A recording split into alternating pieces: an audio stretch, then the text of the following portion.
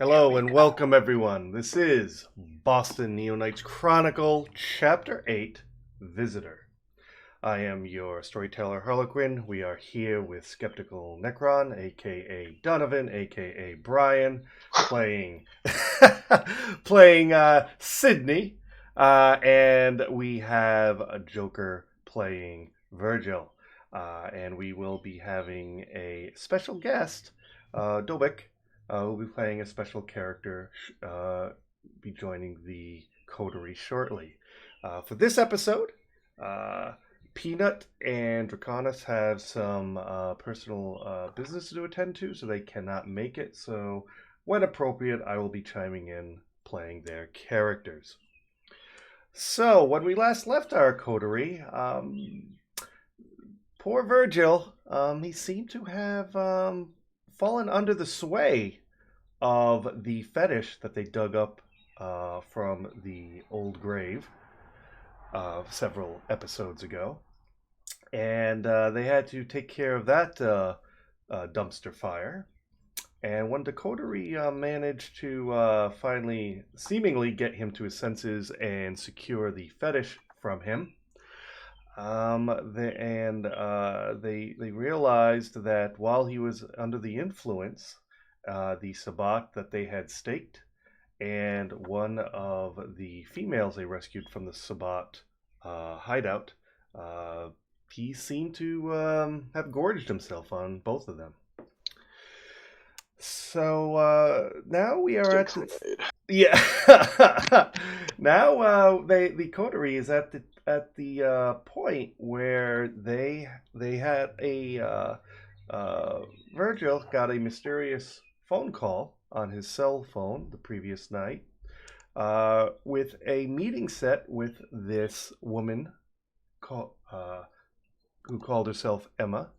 And since she definitely seemed to know something about the sticky situation the coterie is in, with them being on the run.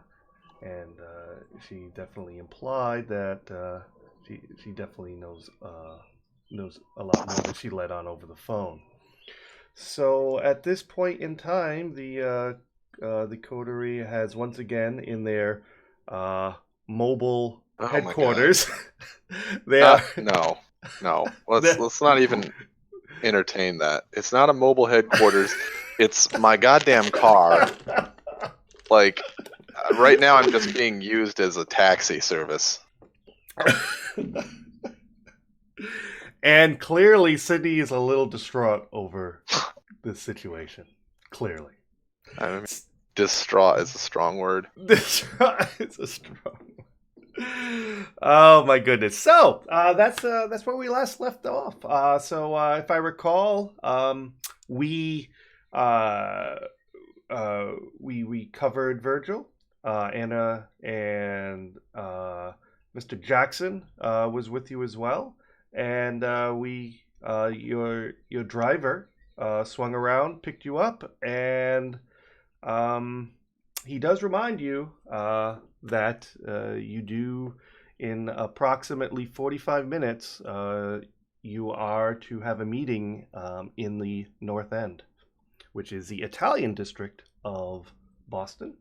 And the address that this Emma person gave you seems to be a very public spot in the North End, right by the Old North Church, but she said she would meet you by the Paul Revere statue, which is obviously it's in a fairly open plaza, right on one of the main drags in the North End. So it's going to be lot of traffic, a lot of foot traffic. Oh, even at this time of night? This time it's around. The meeting's for 10 o'clock. So it's only been you guys have only been, even though it might have seemed like you guys only been up for a couple hours at this point. All right. There's a lot of foot traffic at 10 p.m. Oh yes. The North End is a huge tourist hub. So there'll be locals, but there'll be just as many tourists. It's not as busy as midday, but there definitely will be people mulling about. She's clearly chosen a public location, just probably for her safety. Sure. Mm-hmm. Cool. Well, let's go to this meeting and see what this woman has to say. All right. So, Are we? is there anything anyone wants to do before? Yes. I wanted to. Would I be able to bring someone with me with Earth? Earth meld? Yes. Nope. Right. Yeah, that only affects you. Okay. Well, I wanted to take some time to give the girl a at least a quick burial. Yeah, you do have a corpse in the car with you. Oh, sure. I can pull over and we can dump that out, and you can take care of that if you want to. Mm-hmm. On the way, it's not too far out, going out of the way. There, interestingly enough, uh, just a little bit up if he gets on the Mass Pike and just one stop up, there, believe it or not, right on the edge of downtown is Boston Sand and Gravel, and your Dean Arnold, DA, your driver. Mr. Arnold says suggests to you that that if we need to take care of anything like that, we could definitely pull into Boston Sand and Gravel. They have virtually no security, and there is just piles and piles of gravel and sand, and all, as you would imagine, in a sand and gravel depot. Okay. Well, how about we go to a quick lime quarry instead? He says, "I see, sir." There is a quicklime quarry in West Stockbridge. He goes, we could definitely do that, sir. I'll head over there right away. And he plugs it into his GPS. Yeah, it's like a quarter to a half a mile away from like Boston and the Albany Railroad. Yep. All right. So he starts heading there.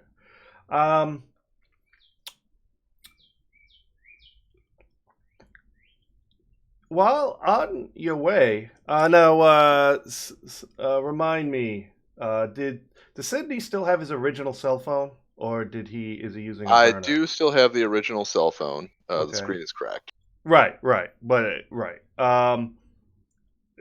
It's not on currently. Oh, it's not on. Okay. Yeah, I took the battery out because I was getting tracked. That's true. You're working off a burner, if I recall correctly. Right.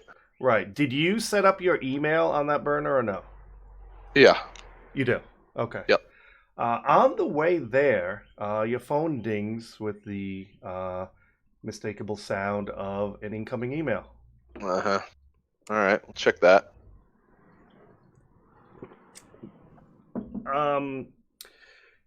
It's from a dummy account.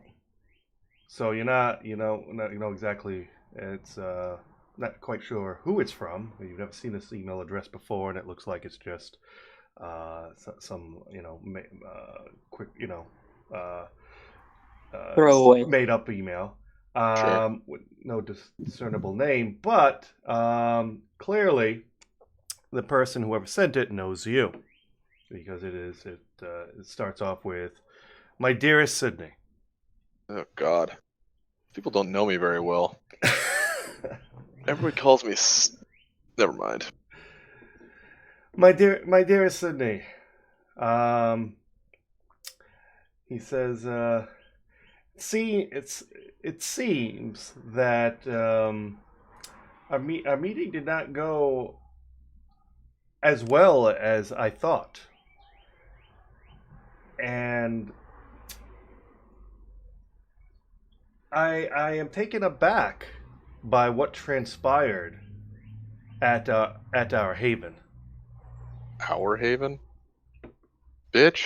Is he talking about my apartment? and he goes on to describe basically how very upset this person is with you. With me? That you seem to. He invited you. Allowed you to. Uh, he allowed you to partake in the meeting, and what went down was not very upset. He says many of my fellow uh, Sabat were killed, and Okay, that makes now you may have. Not only do you have the Lasombra after you, now all of the Sabat in the snore. is after you. Yours truly, Someone I Angelo. don't give a shit about. Angelo. Great. Refer to previous statement. Um, yeah, because clearly something going bad is my fault. Not at all. Whatever.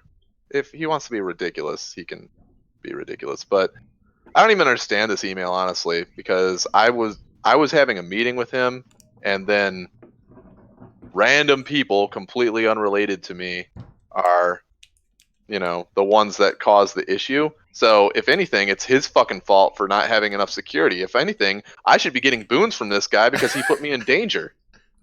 That's what I'll reply back with.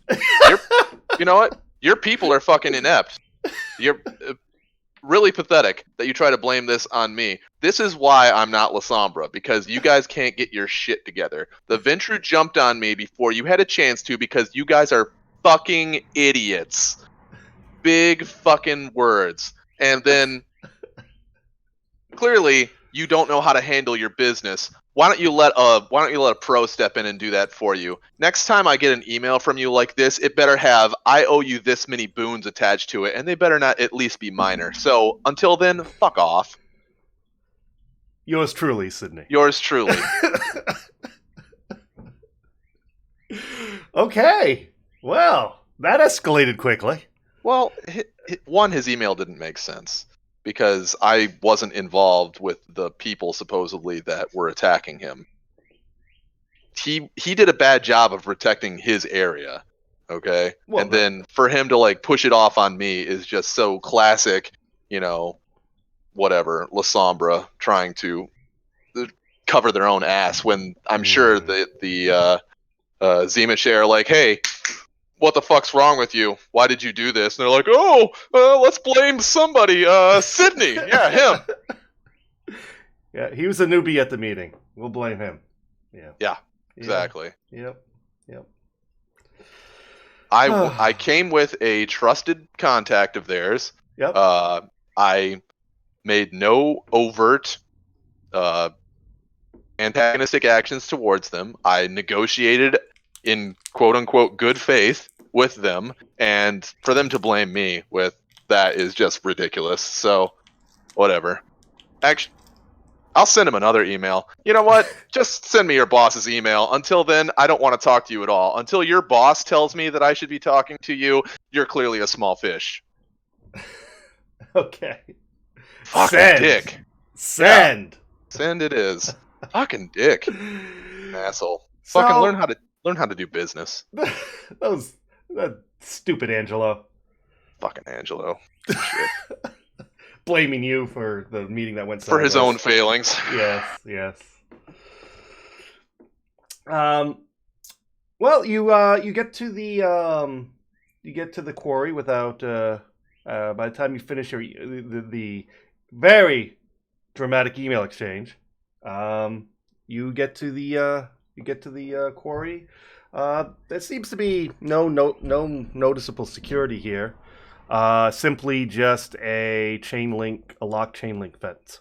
Yeah, it doesn't surprise me that there's no security here. All right, so Virgil, when I, pop the trunk and you can take the body, you don't really have to bury this bitch 6 feet down. Just look for an area that, has either already been dug up or look for an area that's not, doesn't look like it's anywhere near getting dug up in the next, week or two. Because this quicklime is going to destroy that body. There's going to be nothing left in that amount of time. Don't get it on your skin, by the way. It'll burn. Okay. I'm going to stay in the car. Oh yeah, I expected you, Mr. Jackson. Will help you, Virgil, to take the body out of the trunk, out of the car rather, and What a guy. drag you and help. So that way you don't have to drag it. You grab the shoulders, he grabs the legs, and within 20 minutes, the deed is done without incident. Banging. See? No Is fuss, there no muss. Sorry. I would What's have that? rather something more. What's ever? No. Is there anything that are there any? Is it just gravel or whatever lime? Quicklime. Yeah, It's like sandy. Quicklime is an extreme base. An extreme base works like acid, just sort of. It'll burn the substance away until it's gone. Right. It's like it basically it's going to dissolve the body within a few weeks, as long as you put it in an out of the way area. Mm-hmm. Yeah, and I drop my blood-soaked sweater down there as well. Okay, probably a good idea. Yeah, that'll. Yeah, Probably. Yeah, that will probably draw some attention if you're in a open plaza with people wandering about, mulling about. Yeah. Okay, you throw your shirt down there with the body, and quickly cover it up. It's only like 6 inches down, and as I said, being a active quarry, there are definitely shovels and other tools around, so it's not too hard to dig a not too hard to dig a shallow, or even not too hard to dig a shallow grave and put the body in. You're welcome. So, and after that is done, I'll go back to the. All right, you and Mr. Jackson head back to the car and get in. Again, now there is everyone's back in the car minus a corpse. More spacious in here. So he goes to the meeting, sir? Yeah, let's head to the meeting. You good with that, Virgil? Yeah, I'm fine. Fantastic. All right. So Dean Arnold pulls a quick Yui out of the quarry and gets back on the Mass Pike and heads back to Boston to the north end. Boom, boom, boom, boom, boom, boom. Everything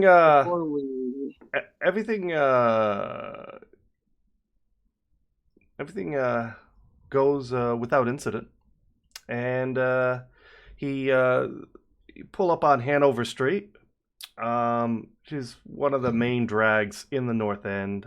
Even this time of night, restaurants. It's a lot of Italian, as you can imagine. Typical North End is basically Little Italy, the equivalent of Little Italy in any other city. Every other storefront's a restaurant, Italian restaurant up to some fashion. It's all 3 to 4 story buildings, nothing overly large, mostly brick and stone.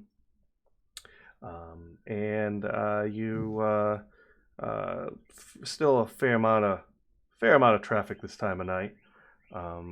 As in a lot of the restaurants are still the peak is over and they're just starting to wind down, but there's still definitely a lot of people out and about. And he pulls into he finally finds a free parking space.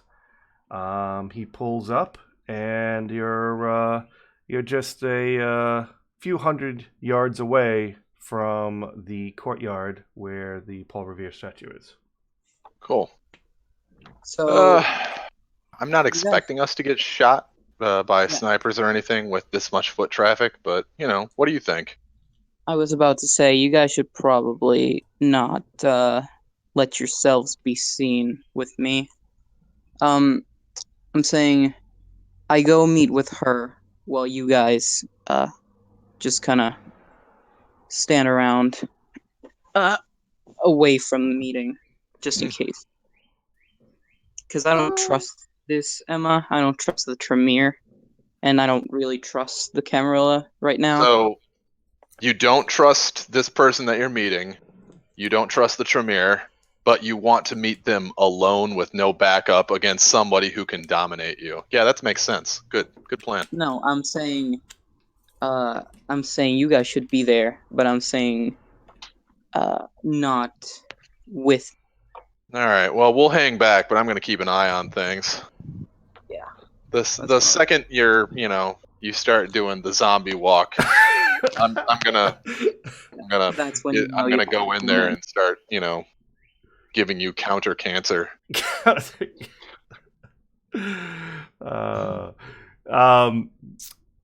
love how the paranoia is so ramped up in this game.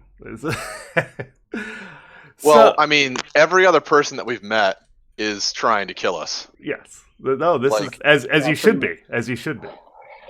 So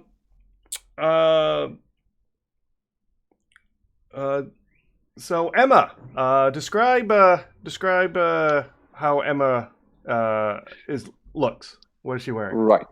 So a middle-aged lady with auburn hair and glasses is sitting on one of the nearby benches. She looks a bit pissed off, but she's nevertheless also looks a bit uptight and frigid. She definitely hasn't had a good weekend. She looks a bit exasperated as well, and she's nervously waiting for the contact to approach her. She's also reading distractedly the newspaper and is looking around to see if the Virgil she's supposed to meet is nearby. Okay, so there's still a fair amount of, reasonable amount, a couple dozen people mulling about the plaza around the statue. Several tourists still at this. There's a couple tourists still around taking pictures of the Paul Revere statue. It is kind of a landmark in this part of Boston, and as well as the Old North Church, which is just a stone's throw away. And among these, obvious people just going about their business, leaving their restaurant, from eating and such.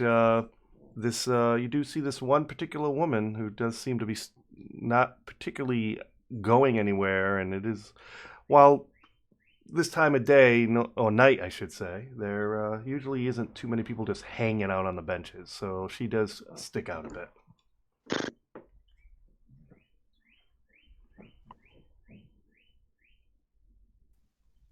Go Joker, go.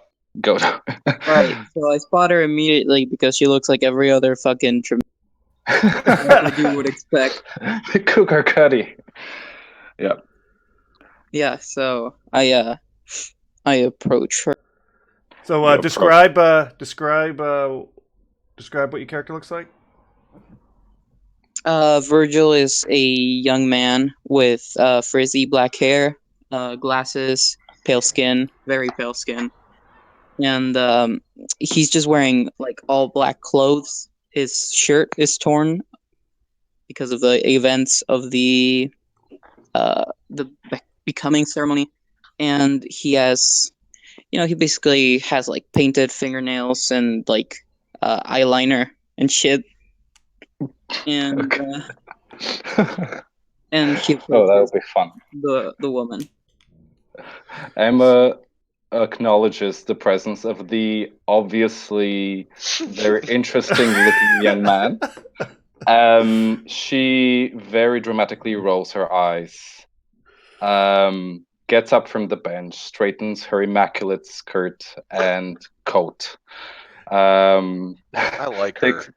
Takes a bit of a defensive pose, but then takes a very deep breath and sighs audibly, and then approaches the gentleman. Now I need all the from both Sydney and Virgil, I need you to make a intelligence and wits roll target 6.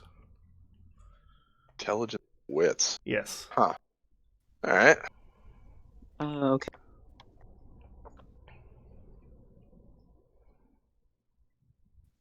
What's the difficulty? 6. Oh, okay. Yeah.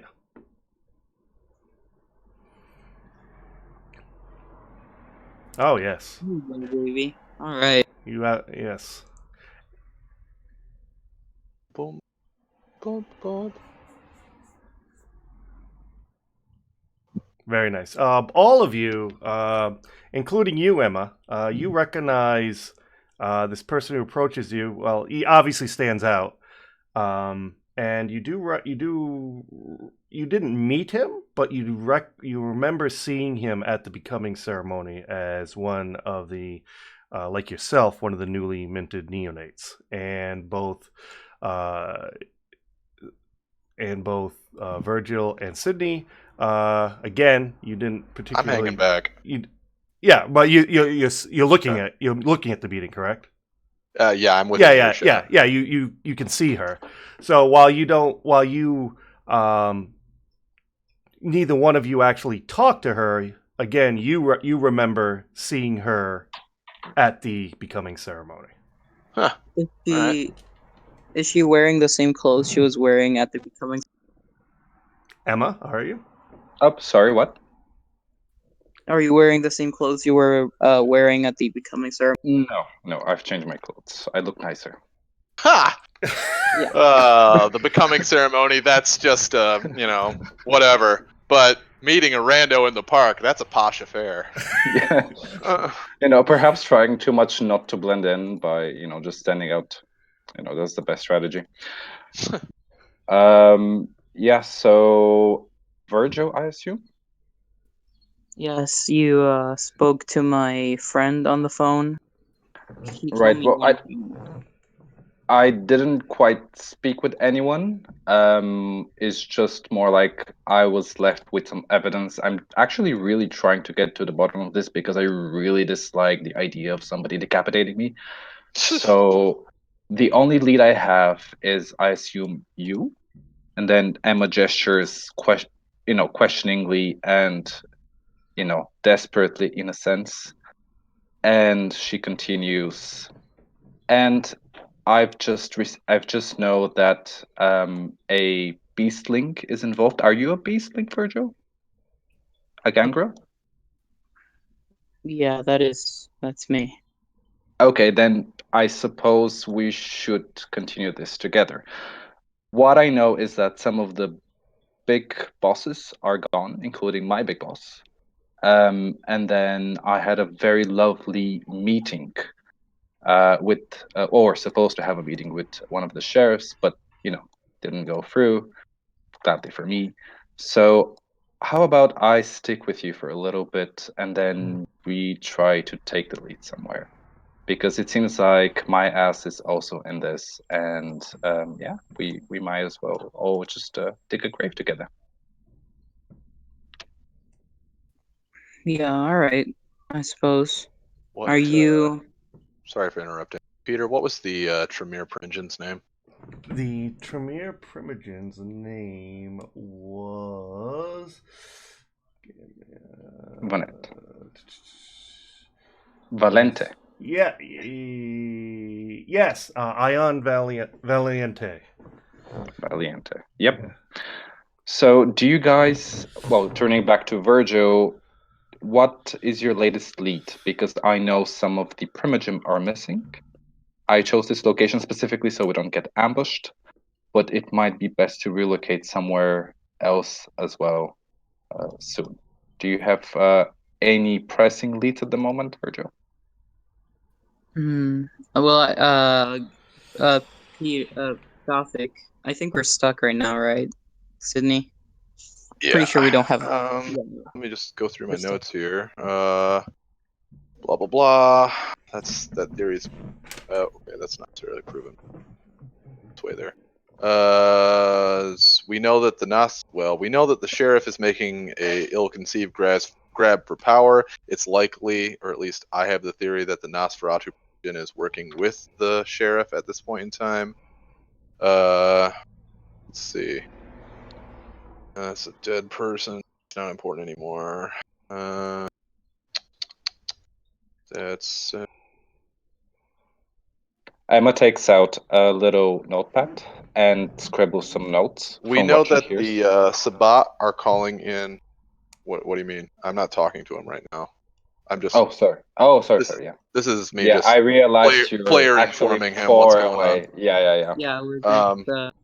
So we know that the Sabbat's calling in reinforcements from Worcester. It's what, 4 nights now until the final push to take over the city, Peter? Correct. You're yes. All right. Let's see. Get rid of that note. No basement. There's this. Did we figure anything out about Thomas Williams? Because he was labeled as a random terrorist. And He's has. one of the hounds, right? Well, I think he's the one Yes. that got out. Okay. Yes, he's the one that seemed to have gone. Former hound that is dead. Yes, allegedly. That he is just went. dead. He just went off the. He went off the radar. Alleged. Yeah. All right.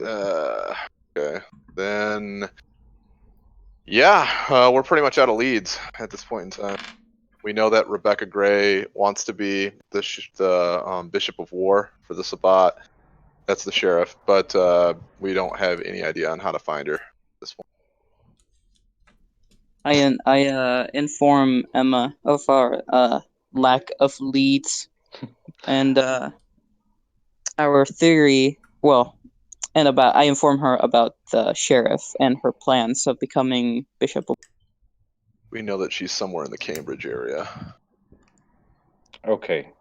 Well, Emma takes a few notes from what Virgil is explaining and then shares with Virgil the following. From what I understand, for sure, not only the Sabbat, but most likely the Bruja and the Toreador would be involved because I had a very lovely visit from them. Or, well, my staying place was raided by them. And I would suggest we seek more information, perhaps from those who were directly affected by this. Well, my clan cannot unfortunately provide more support, but the Gango and the Nosferatu actually could be a good starting lead for us, especially since I was specifically pointed to seek out a Gangrel. Not sure exactly how that would help me, but at this point, I have to bet on what I have. Yeah, who told you to look for me? Strangely enough, nobody, or somebody that just left a box in front of my temporary crashing spot. Oh my It was god. very difficult to keep my clothes immaculate, I know, but I did manage to. And I did find a box with your prestigious clan's symbol. So, yeah, I suppose I do have to meet you, and I suppose you could help me seek somebody from your clan that could better safeguard us or could provide us more information. And I would, Virgil, however, also trust to find some Nosferatu contacts as well. From what I know, it would be beneficial to seek some clan contacts. the box he describes sounds like the exact box that was left for you. Yeah. I asked her about the contents of the box. The box had 2 blood bags, which I greatly appreciate, a phone with your number programmed in, and the blood clan bags. Mine symbol. only had one. Motherfucker. She because bitch. because I dress nicely, Virgil. Yeah. My clan is known to appreciate. I cannot wait fine- to meet this fucking character. But in any case, my dear, I suppose you would be the key to our salvation, or at least temporary salvation. Do you keep in touch with any mates, or however you call them, from the clan? From my clan, no, I haven't been able to contact anyone from my clan. I believe my primogen is also MIA. Yes, Uh, as is my primogen and the Nosferatu primogens as well. So I would start with where the primogens are missing. Yeah. Gothic, I believe I read in the about Boston that there is a place where the gangrel gather. What I know about. Yes, there is a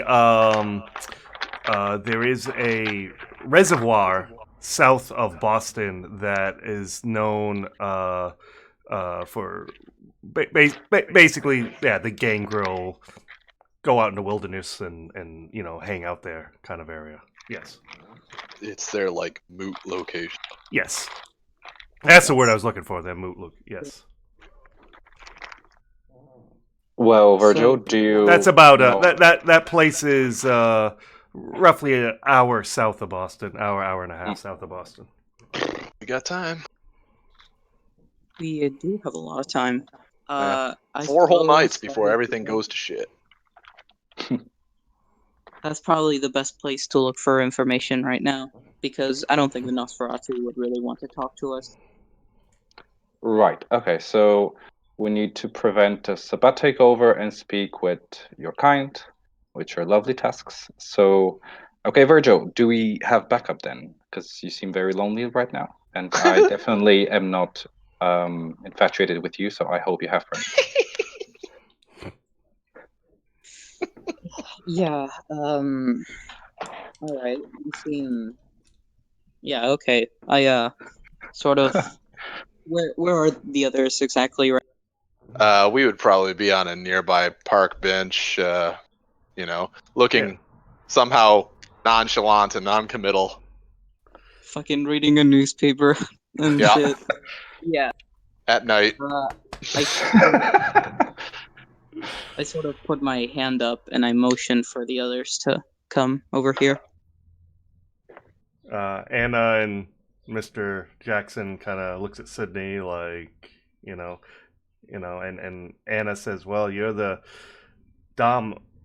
domination expert. Is it safe?" Yeah, I think. I mean, even if it's not safe, we've got them outnumbered at this point in time, and Joker's already sort of dead weight with the whole being cursed. So, yeah, fuck it, let's go over there. And so they kind of both shrug and just follow you over there. So Emma, you Sorry, see, Virgil, not Joker. yeah, you see three more folks approach you. You recognize them all, people you saw in passing at the becoming ceremony. Sydney, Mr. Jackson, which you're quite sure he looked a lot different. You're quite sure he is using one of his abilities to mask his true appearance, which he did not have up at the becoming ceremony. And, his face looks like a corpse, so probably good that he's using whatever ability he has to. And he also has a hoodie on as well that covers most of his face anyway. So, Right. to keep creating a panic. And Anna is she looks like she's something you after you fished yourself out of Boston Harbor, you were able to make your way to your haven before it got raided to change into something nice. Anna apparently, when she changed, she is wearing red Sox sweatpants, a Patriots sweatshirt, and a Celtics baseball cap. She is a walking billboard for sports teams. Yeah, Emma just rolls her eyes again. Looks at the girl and then whispers to herself, "Oh my god, just not a bruja."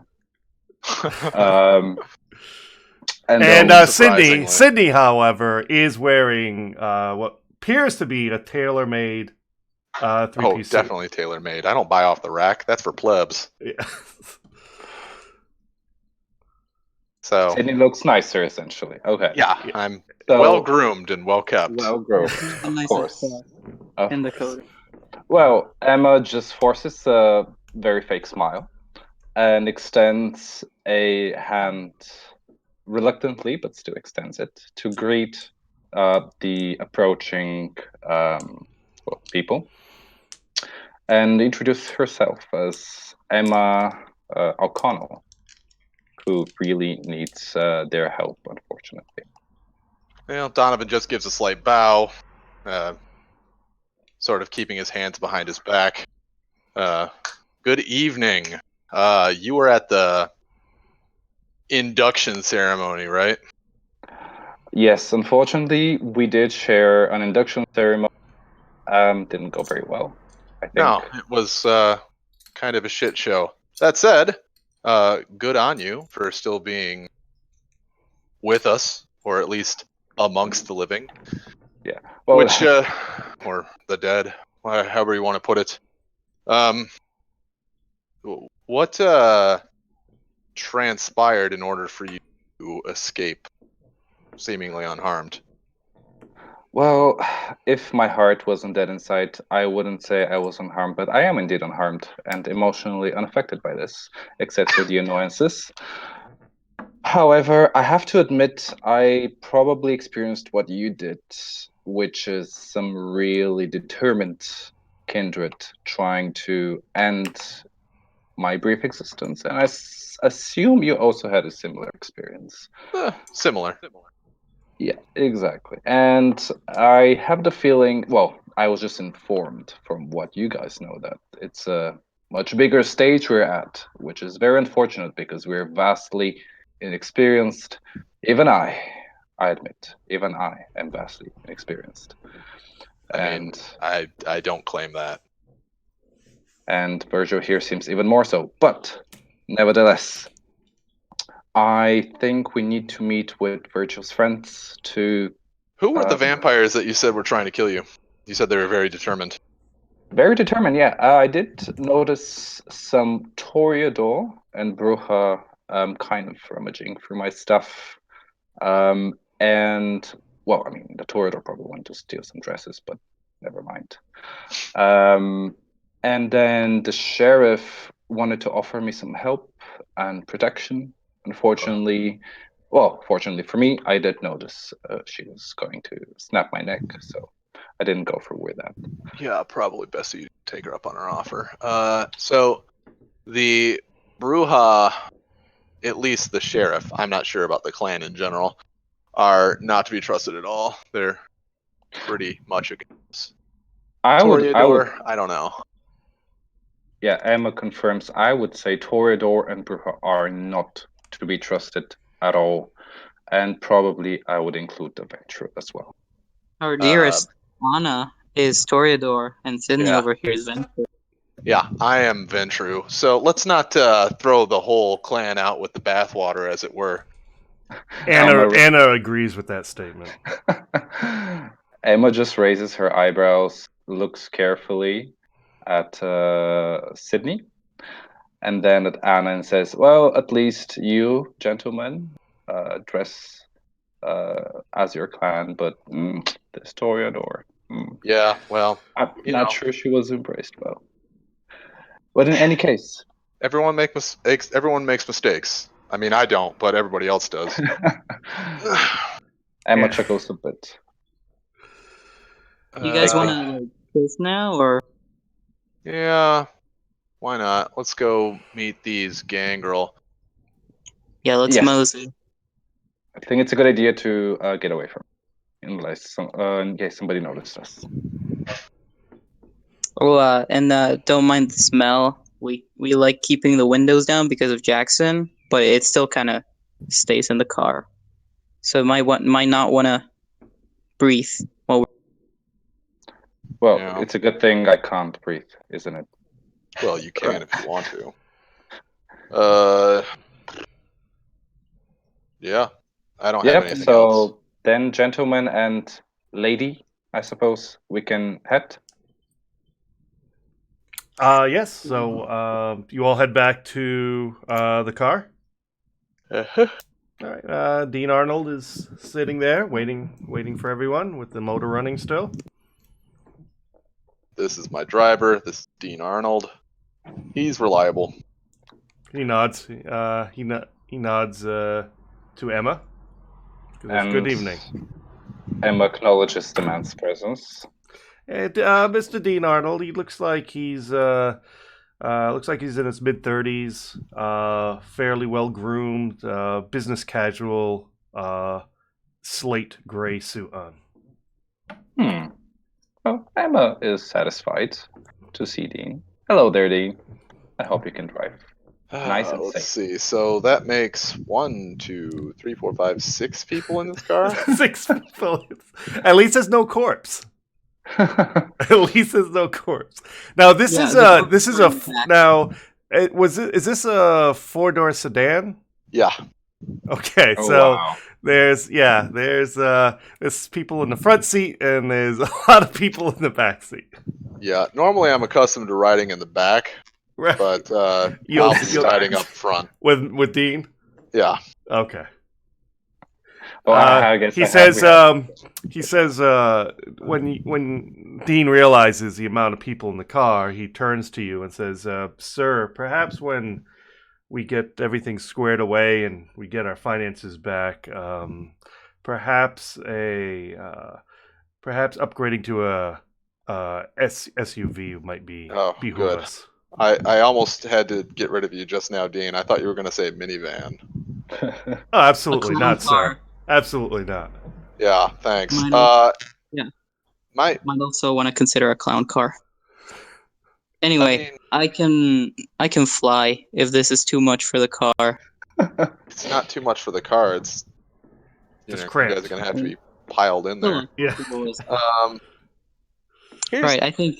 Here's the thing, Dean. When I get my finances back, I will assume that this hullabaloo will have been squared away for the most part, and these people can then fend for themselves. I have no problem with working with them in the future, at least maybe except for Virgil. He seems a little off. But yeah, it's not like, oh, here, enjoy my, benevolence. Here, have some largesse on me. Fuck that. No, they can pay their own way. They can get their own fucking cars. Well, he smirks at you. He goes, "Yes, sir. I totally agree and understand. I was just saying, in the case of an emergency happened and we needed to transport a lot of people, that might Sure. in the Well, future for future emergencies. I was referring to. Sure. Not I've already day-to-day. been considering starting my own garage full of multiple cars because while the town car is fine for getting from point A to point B, it doesn't really have any, zhuzh to it. Yeah, exactly. There's no flair to it. If I want to, pull into town on my own one evening, not that you aren't a fantastic driver, Dean. If I want to go, make an appearance, people drive themselves, and I don't drive a town car to make an appearance. Yes, sir. I'll buy a sports car or something like that. Something that's got a little bit of balls. I totally understand, sir. So many balls tonight. You're in good company. Anna's back there with you. Yeah. One of you two ladies can sit on each other's laps if that makes you feel more comfortable. Totally. Yeah, totally. I've always wanted to sit in a lady's lap, especially as a stress reliever. Anna doesn't quite know how to take this whole conversation, but she just kind of defeatingly just lets whatever happen because Emma she's a Toreador and they're used to rubbing up on other people. Emma just turns to Anna and says, I was a lesbian in college, so I think this will work out fine between the two of us. In college? Yeah, all the way back. Away from both of them. Strangely specific. Yeah. So where you said we're heading where now? We're going the reservoir. The reservoir where the gangrels congregate. Yep. Yes. Okay. So he gets back on the Mass Pike and starts heading south. Be right back. By the way, okay. So the trip By the way, what he's not. He just left. I can't ask. Where the person that the hound he dominated? Where did we leave him? Is he back? Is he back at the motel? Does anyone recall? Back. Oh, well, I can ask you. The Terrence that you dominated. Where did we leave him? Where is he right now? Well, I sort of asked that question, and I don't remember. Did we leave him at the motel? Yeah, I think. No, I think we talked about, and I said that I sent him back to the sheriff with explicit instructions. Oh, wait to hear back from the sheriff and then let you know what happens. Yeah. Yeah. Like, okay, I recall that. Yeah, acting so like he's my informant at this point. On the way there to the Gangrel Moot location, your phone goes off, Sydney, and it is the cell number of the burner that you gave Terrace. Okay. Well, I will answer it. Good evening. He goes, hello, this is Terrace. Make your report. He goes, I was reached out by Rebecca, and she wanted to know what happened at the meeting. I told her, as you instructed me to, that while I went there on her behalf, we were attacked by a third party a third party crashed it. I stated I didn't quite get a good look at who it was, but the third party attacked. I obviously we were compromised, so I told her I just abandoned the meeting, obviously, and I fled. Okay. And she seemed to take that. She wasn't happy, obviously, but sure. she seemed to accept my story. You know what you should do? Next time she brings this up, you should let her know about the completely ineffectual security that what's his face? The guy, Angelo put in place, and he was the cause for the meeting to go south. In fact, if anything, I would take a hard look at him as whether or not he is deserving of even being a bishop at this point in time, because he does not act with the Sabbat's best interest in mind. He's like, his lackadaisical general air about him. He assumes everything will go right and doesn't prepare for any eventualities. I will tell her that next time this topic comes up. He goes, cool. Do you want to know about the other meeting now? Yeah. He goes, she wants to meet me. Okay. And where at? He goes, I can text you the address if you'd like. Yeah, let's do that. When is she to meet you? She wants she wanted to talk to me about our new plan now that the Sabbat house Sabbat stronghold was destroyed, and they're now in a little bit of chaos, apparently, from what she implies. That was a stronghold? Boy, just really sad security. And like a week old. Yeah. And she said that she wanted to meet face to face to come up with for a plan B. She didn't specify exactly what we need to discuss, but she just said we need to discuss in person and make some contingency planning. And she said she wanted to meet tonight. Tonight at 1:00. So looking at my watch, Peter, would we have time to? It would take you. Let's see. It's about 9. Let's see. You will get if you go to the moot location, you will get there about midnight. You would, And then it's an hour back, so we'd yeah, probably be late. yes. All right. Team meeting. All right. Well, thanks very much for the information, Terrence. Is there anything else, sir? No, just keep me informed if you feel as though that there is some sort of hinky business going on. Like, is it common for her to meet you in person to talk about specifics like this, or do you usually contact each other through phone contacts, dead drops, emails? It is not uncommon. Being one of her hounds, she is fairly hands-on. When she was the sheriff of the court, she was fairly hands-on, and we usually had. She usually would get the hounds together to talk business, Sure. fairly, semi-regularly. So this is not uncommon for her.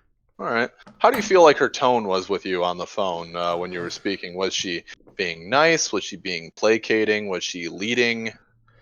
It was a mix of anger and desperation. I felt. Okay. And did you feel as though the anger or desperation would be directed at you? Let's take a roll.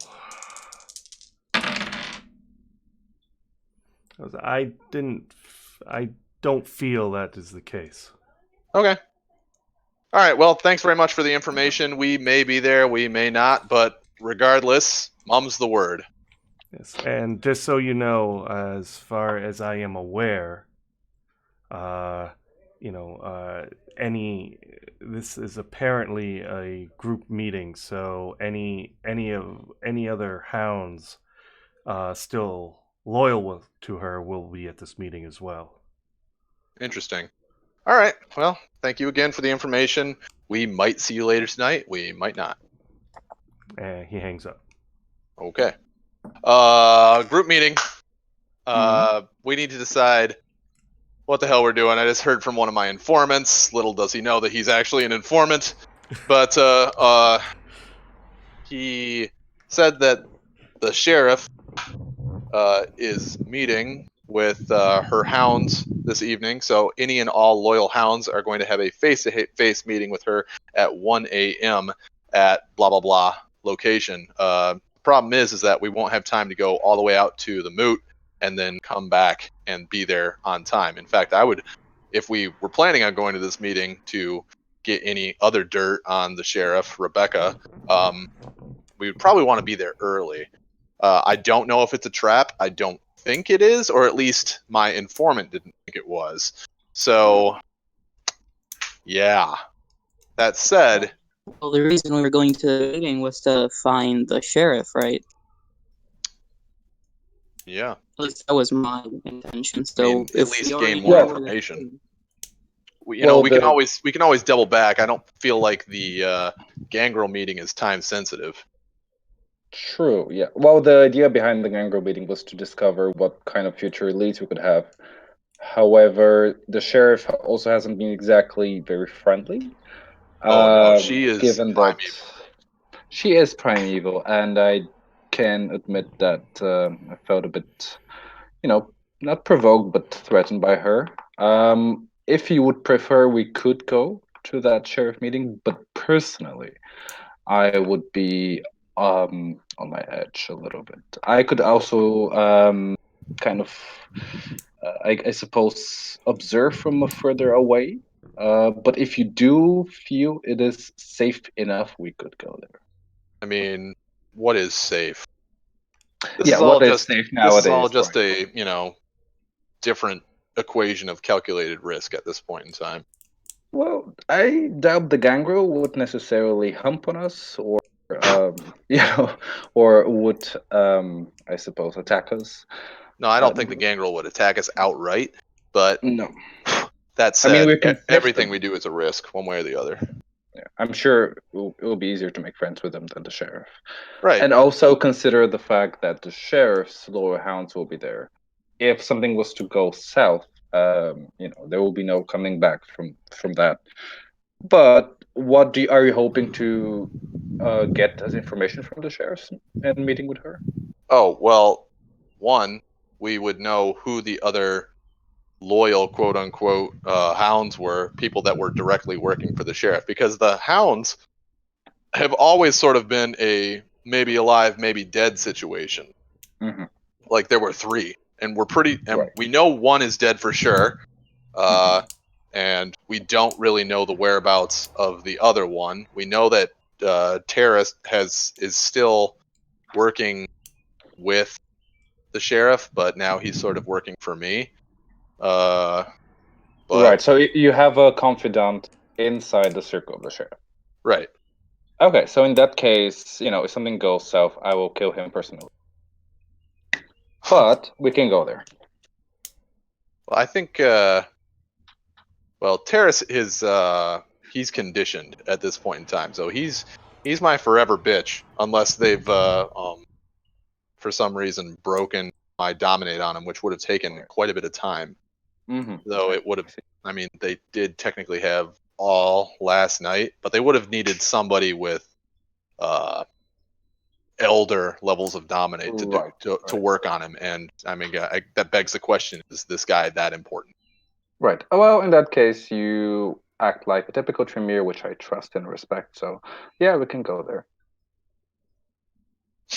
I wouldn't mind that. If you have a dominated confidant inside and that we could use and manipulate. He is dominated. He has no choice in the matter. If you've done your job right and he's completely within your grasp, then in that case, I would say, I could also join in.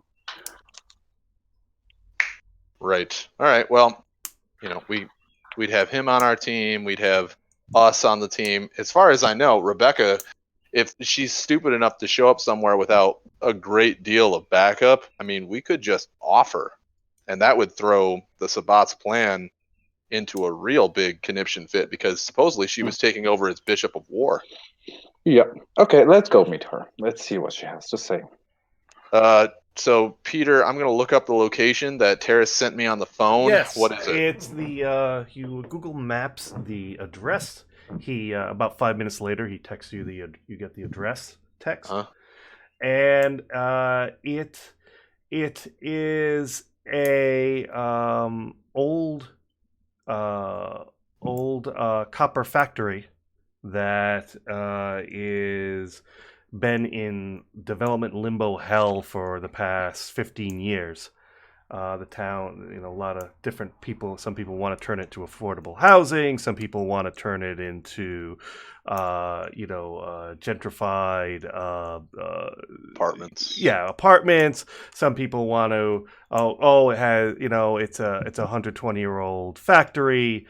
It has historic value. We should make it a historic. Turn it into a museum. So there's been about a half a dozen different city factions fighting to do how to redevelop this property, and so it's been in limbo for at least a decade. So, and this old copper factory, this is in the northern part of Cambridge. Okay. Well,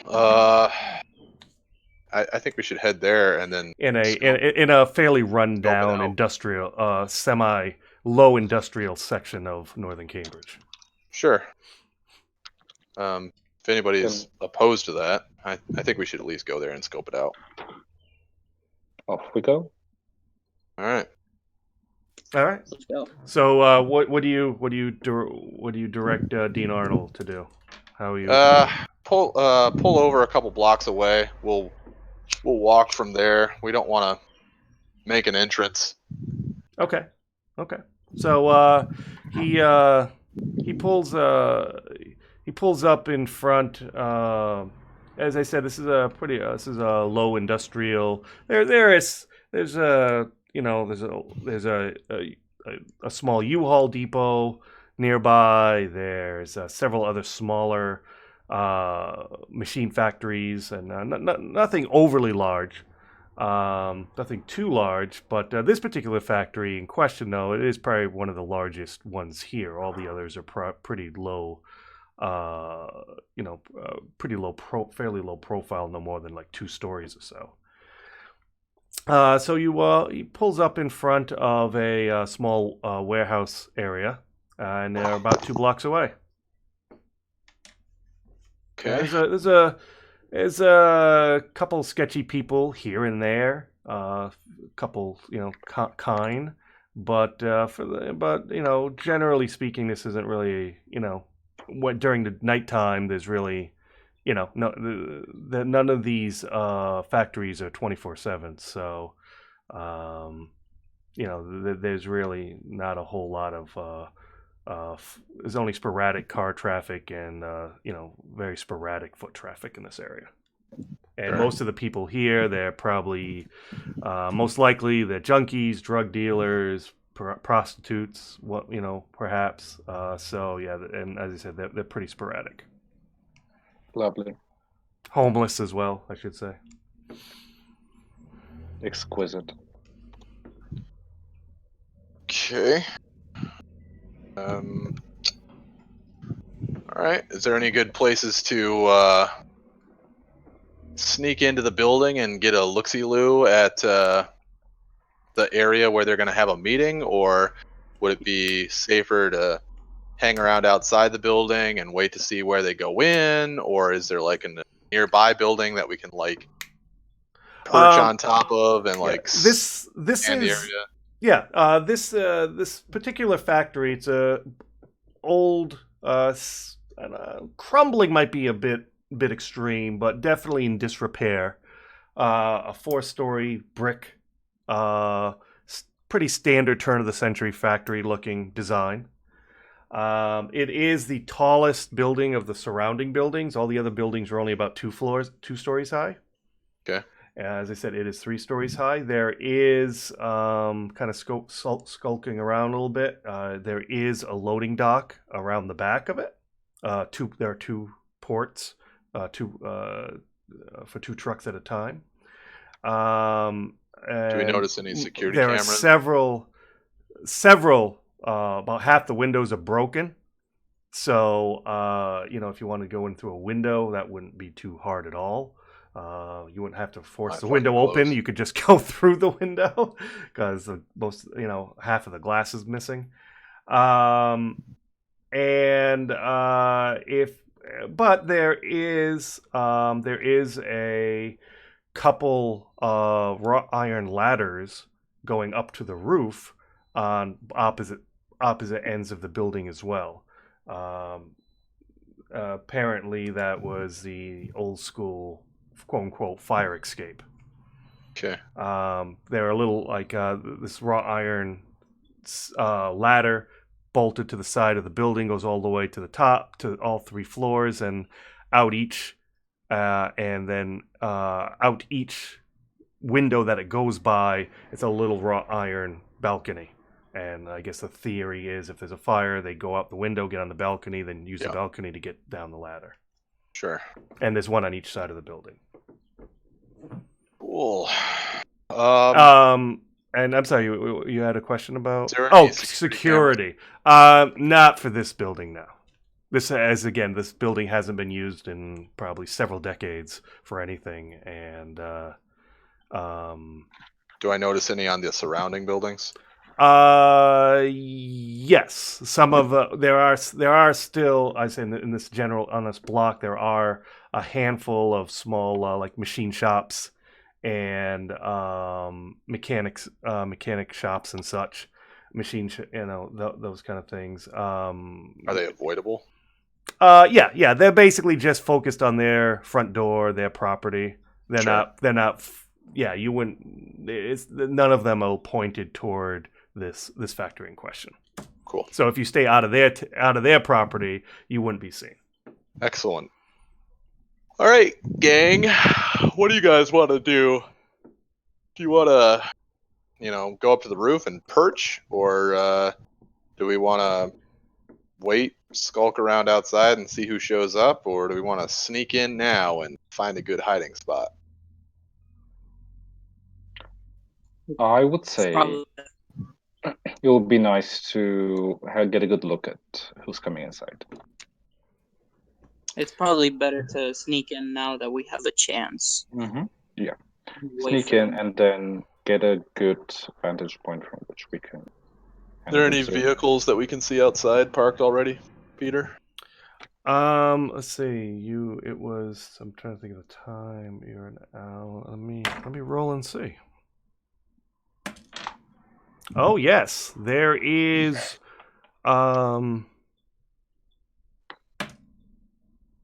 Oh, there is a mid-sized dark brown sedan and a oh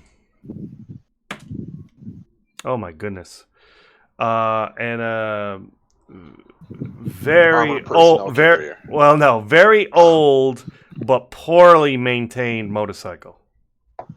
It looks, Poorly made. yeah. The seats kind of tore up. There's rust on the tailpipe.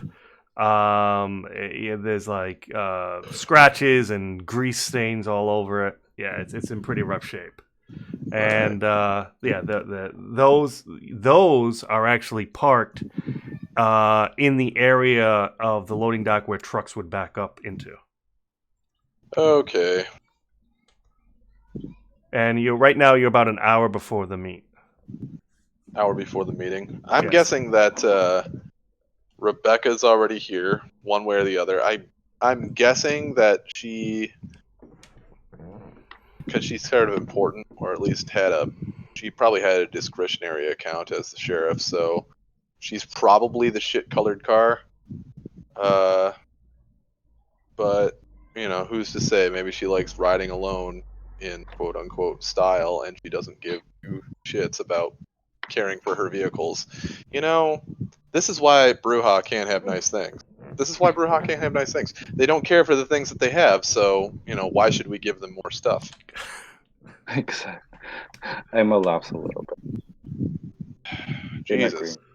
Turning Bruja into gargoyles was the best thing you could have done to that clan. I know. I wish we have done that. They would make excellent town fodder. They were for a while, and then they got wise and tried to rise up against you. That was not okay. Nope, totally not. Nope. Why Still can't they hurts. just be I happy just with walk into the servitude? building. Yeah, I know. They're just destined to be used. Funny. Sorry, Virgil. I mean, I didn't mean you. I mean, I did not mean, but whatever. Yeah. Anyway, Virgil goes into the building. I'm gonna hang around outside, just because that I don't want to go into a situation that I don't know where all the players are. All right. So just for the entrances, there was that loading dock area in the back, near the rear.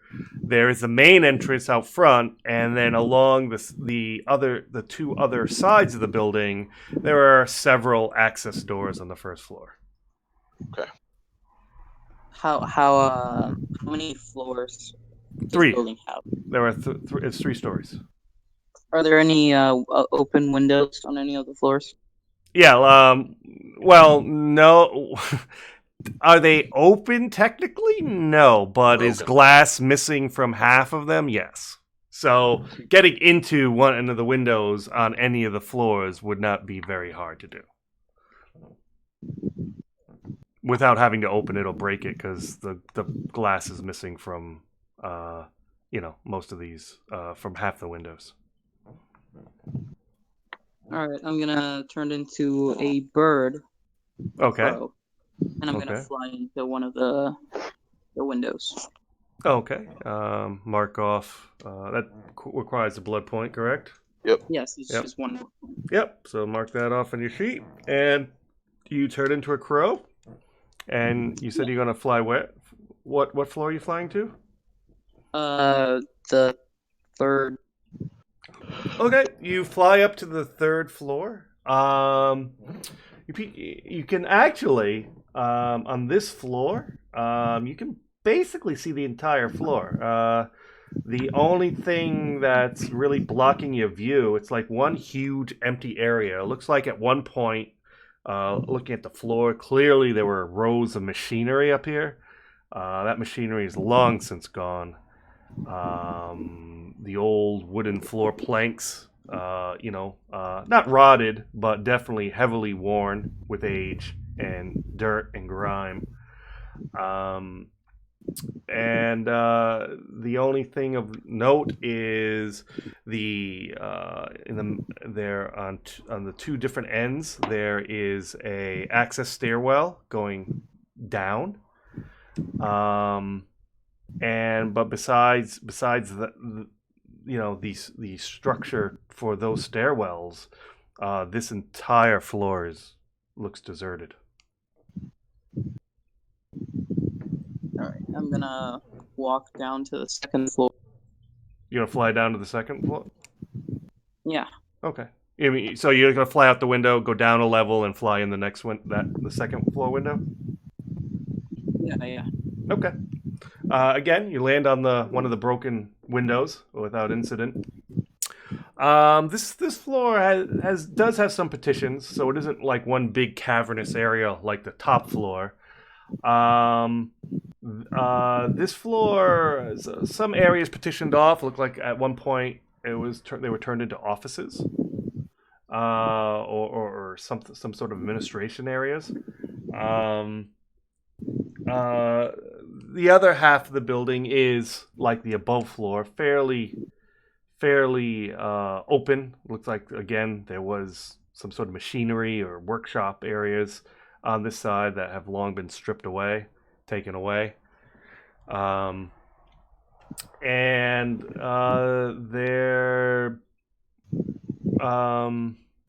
you don't really see or hear any movement.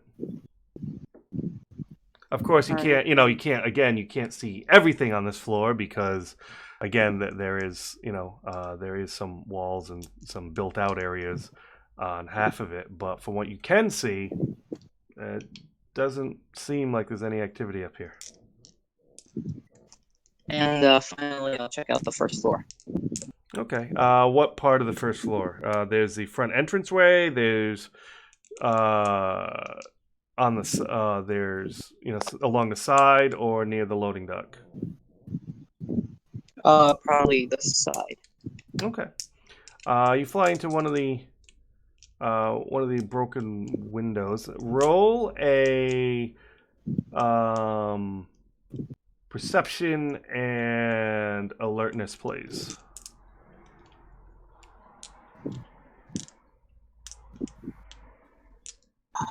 Right. Target 6.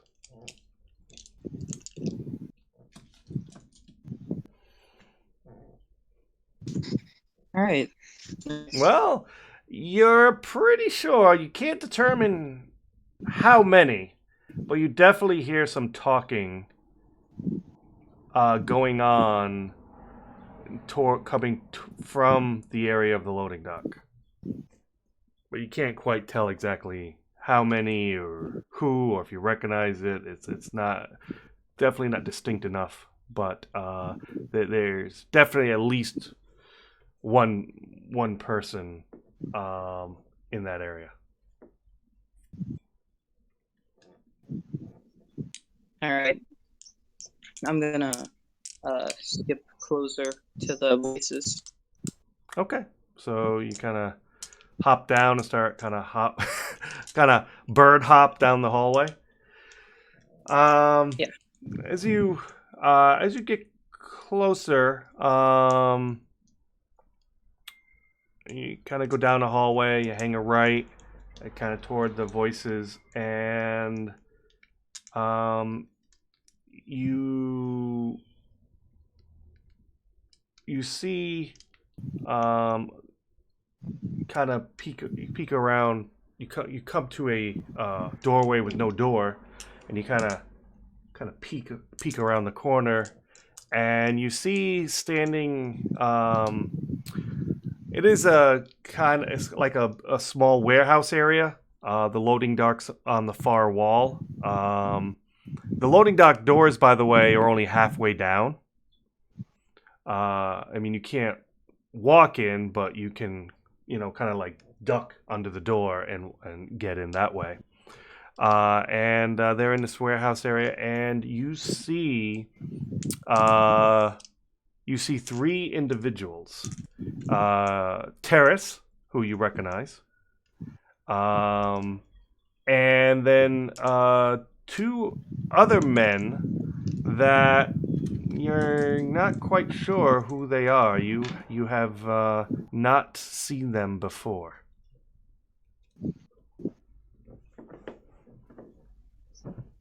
I get closer and What's I that? can hear what they're saying.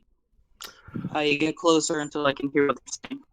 The two men seem to be not interrogating, but definitely questioning Terrace, apparently about the Sabat Haven that you blew up, and they're like so you don't know who attacked you during the meet with Angelo. And he's like, no, man, I was just talking to Angelo. Carlos was upstairs. I think he got out. I don't know. And and yeah, it did this some. I don't know if it was some of the people loyal to the prince. I don't know what's going on.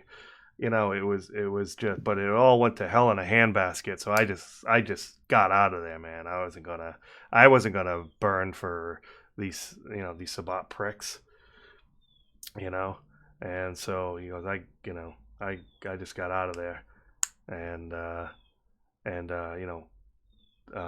then I went back. I tried to get in touch with Becca and let her know, and obviously she's all pissed, and so I'm hoping that. I'm just hoping that she understands that nothing I could have done about that.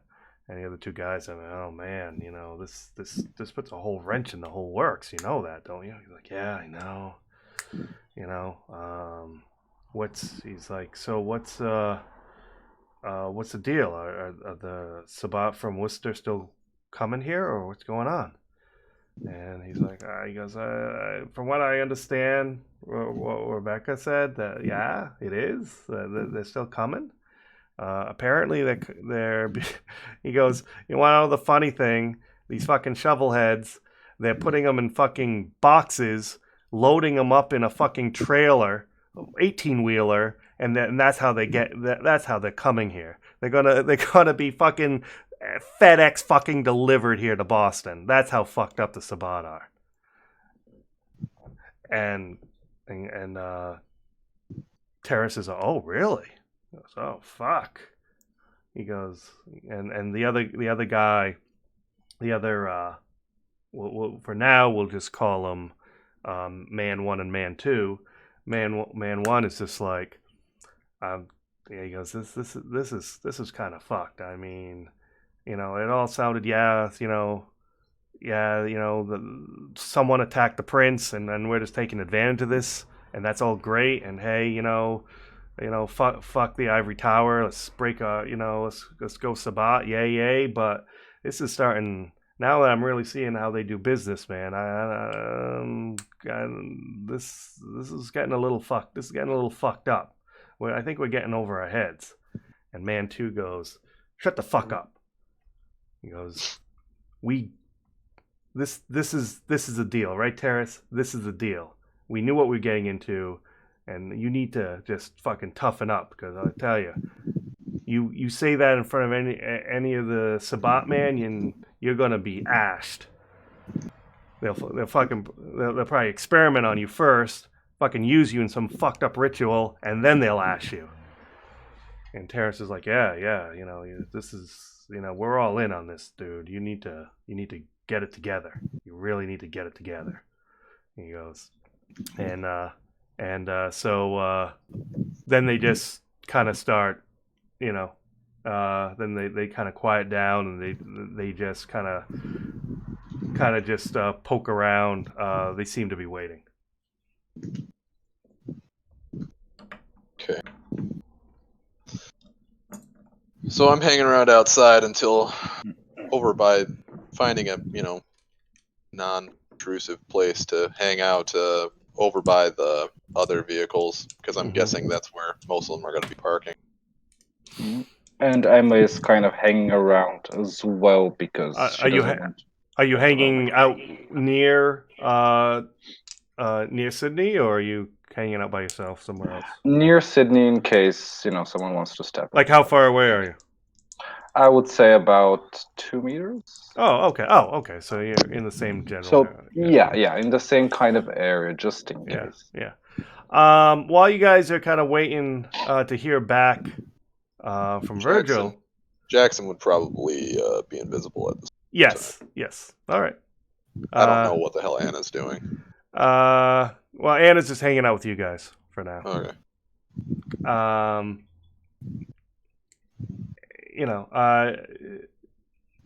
I mean, she was going to, she was going to try to do the stealthy investigative thing, but since Virgil clearly can, does the whole bird thing, that's probably a bit more discreet than she might be able to. So she deferred to Virgil, and she's just hanging out with you guys, waiting to plan the next move. So while that's happening, around the corner, this guy in this leather vest, all sorts of tattoos all up and down his arms and parts of his chest. He's wearing for a top, he just has this slightly beat up leather vest on. He has black jeans on that have a ammo belt for a belt. The old punk rock, the old 70s punk rock belts that they look like they were ammo casings. That kind of belt. He has earrings in both ears, dangling earrings, and at the end of the chains of the earrings are two empty bullet casings, and he has some black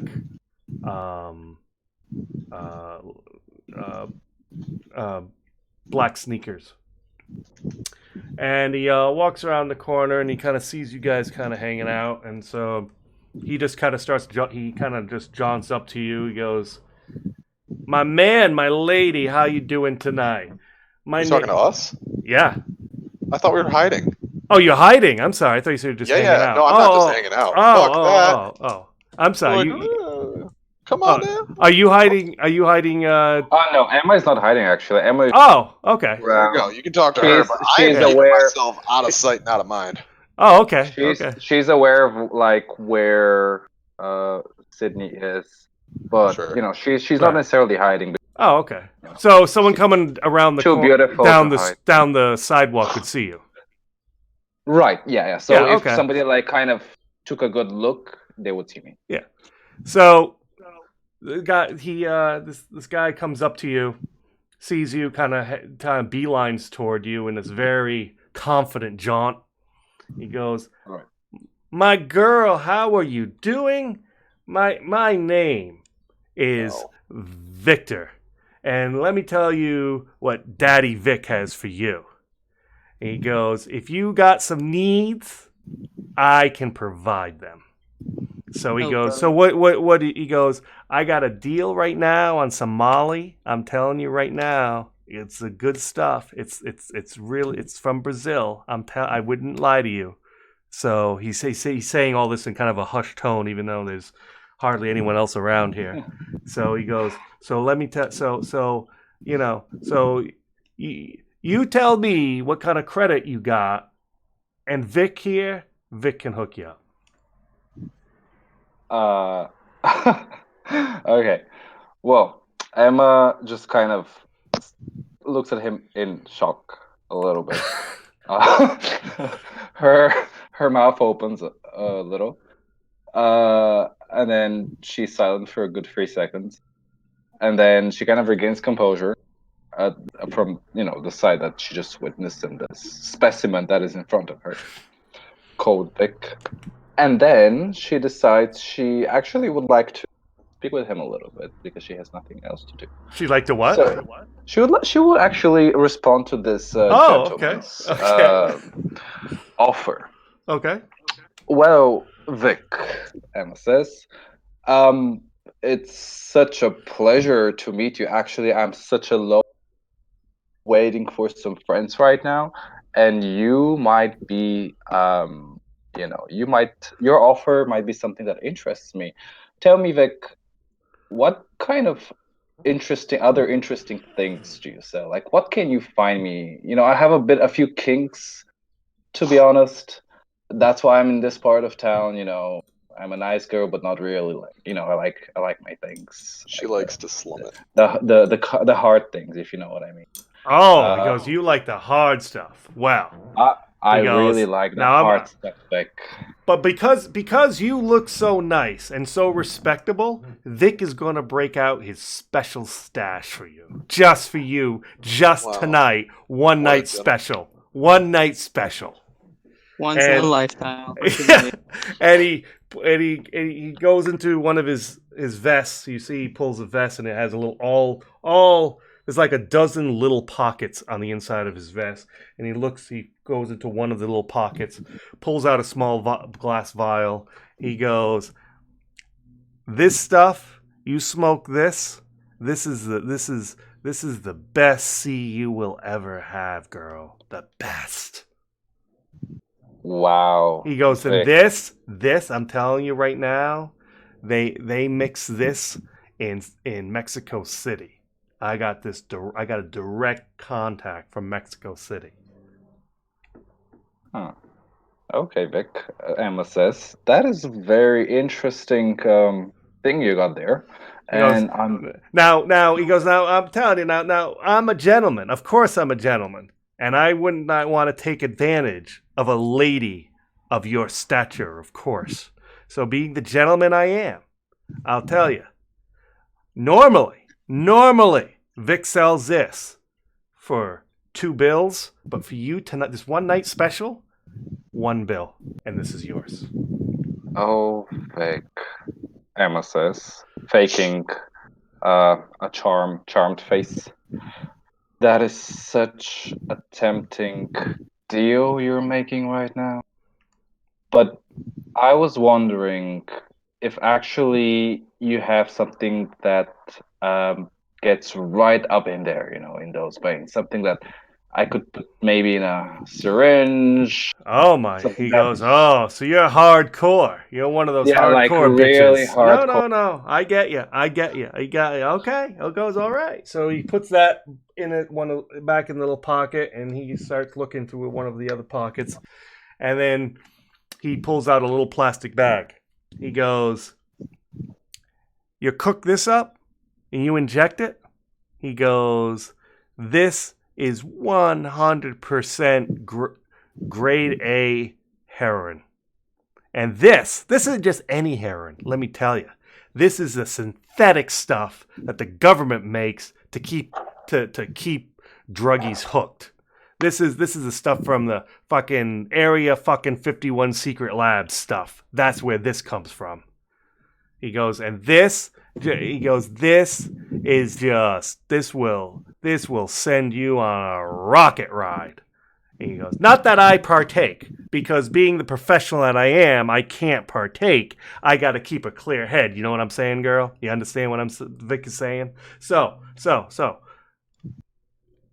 Now Right. this is rare. This is rare stuff right here, as you can imagine. Area fucking 51 stuff. So normally,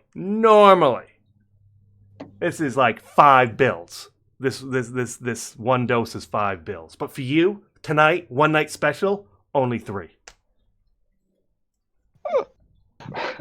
This guy is one hell of a sale going. You know what I'm He saying? is.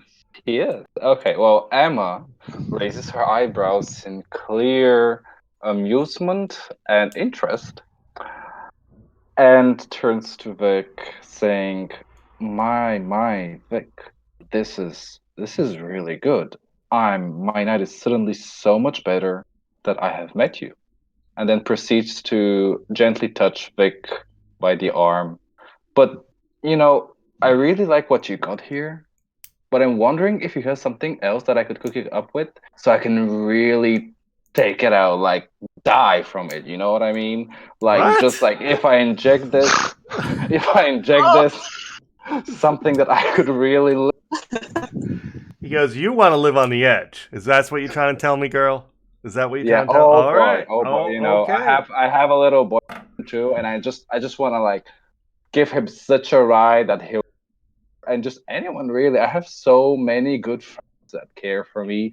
I would like to cook up something like really strong that will give them a pause. If you know what I He mean. goes, "Well, okay." He goes, "Well, I mean, I can't take responsibility for what will happen if you do what I'm about to tell you to do.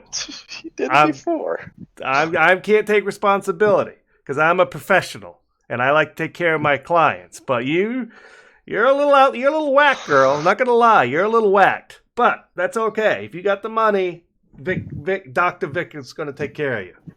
So he goes into his vest again, and he pulls out two more baggies. He goes, "You mix all you take the synthetic heroin, and then you mix this with this, and then you shoot them all three together." He goes, "We call this, Dr. Vic calls this the Great Escape. You do that. If you actually come back down to Earth and you're still breathing, it'll be the best high you ever had in your life." Oh, Vic, this sounds really dangerous and therefore really wonderful right now. Do you know how quickly it would act if I were to, accidentally inject it into someone? If I were to cook it and then add a few other things and just decide to jab it in their neck and, His eyes kinky stuff like that. kind of like widen a little bit, like That's you right, you're talking know, to a serial killer. like 10 like seconds, really. Oh, that's wonderful. I don't really need more than that. Like 10 seconds sounds like the perfect amount of seconds to me for this Yeah. mixture. Right. And then about that, the price, and then Emma comes a bit closer to him. So how many bills did you say? And can we come to some I sort mean, of for all this, I mean, we're talking $5. That's the best I can do. 5 bills? Is there a way to convince you to maybe get this a bit lower? Girl, this is like $800 a product that I'm giving to you for $500. That's a steal. That's a deal of the night. Oh, Vic, the deal of the night. You don't know how many deals there are tonight, boy. But, I'm a really good kisser. Do you want me to God. just give you a taste of Gross. what I got? Just to, He's to like, show you what kind of a fine girl I am. And you would not find such a fine girl This is in bull. Boston, or at least in this area. And I know that you would like to have just a little bit of a bite. So, how about I give you a nice cuddly few seconds, and then maybe we can talk about, maybe just reducing the price a little bit. He says, "Well, you know what? Sure." He goes, "You know what? Because I know, the ladies call me the genetic jackhammer for a reason. Oh. I know. So I know you ladies just can't get enough of Vic. I know. I get it. I understand. So he goes, I hate "We this will." He goes, I love this guy. "We will. Let's do it. Okay. So are we gonna get some? Are we getting some blood? Is that what's happening right now? Yeah. Well, I wanted to give him like a little bit of a kiss intoxication. I mean, I'm wondering between draining him and then just robbing him, Right. or just giving him a little bit of a kiss intoxication from the natural kiss, whatever. Oh, okay. I've still not made up Because I think like if he feels a bit more intoxicated by the sensation, he would reduce the price. But I can just drain him as well. I mean, I'm not sure. I made up my mind. Different spirit. Okay, so Emma takes Victor's hand and then brings him to a corner, I guess. What is the nearby? I mean, it's an industrial area. There's all sorts of alleyways and All right, so she behind a just kind of. dumpster. I mean, there's plenty of places. Okay. So we just, she just goes for it, man. She just, Oh. she just puts a little Tremere charm Okay. and kind of touches him in the right places. Then gives his, when he's ready, he gives him a good bite on the neck. And how many points are you taking? Oh God.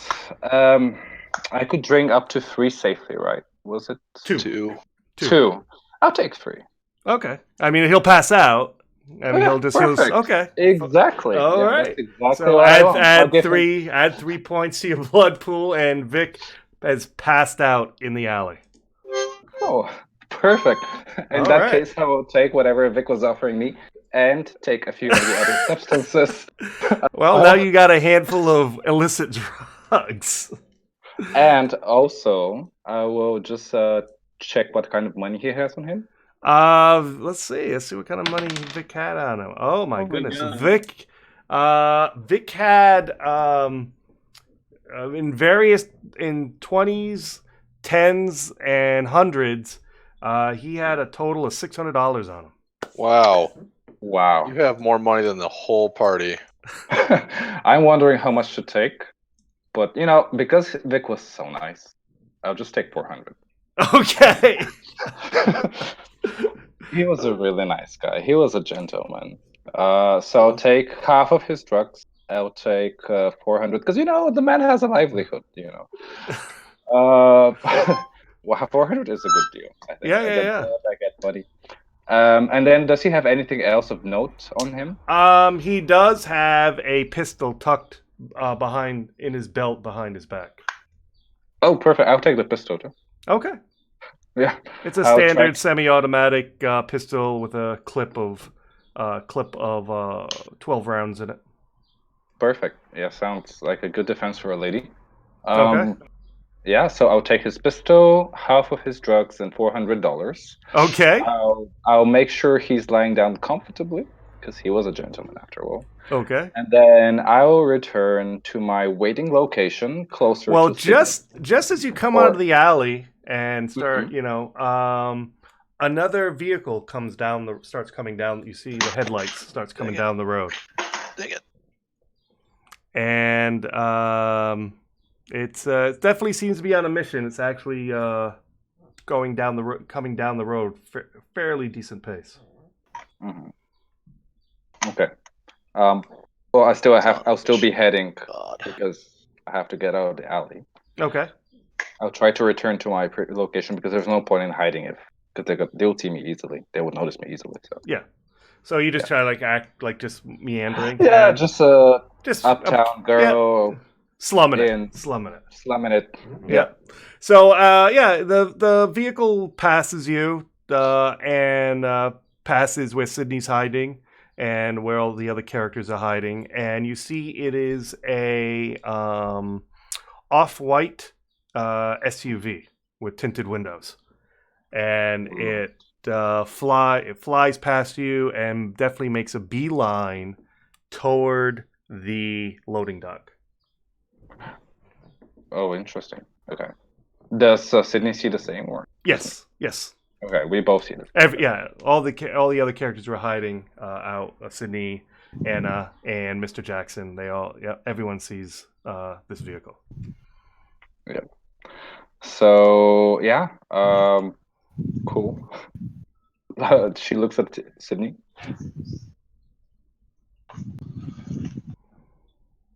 Okay. Just waiting to see who gets out of this car. So you're gonna maneuver yourself so you can see. Yeah, if I can. Yeah.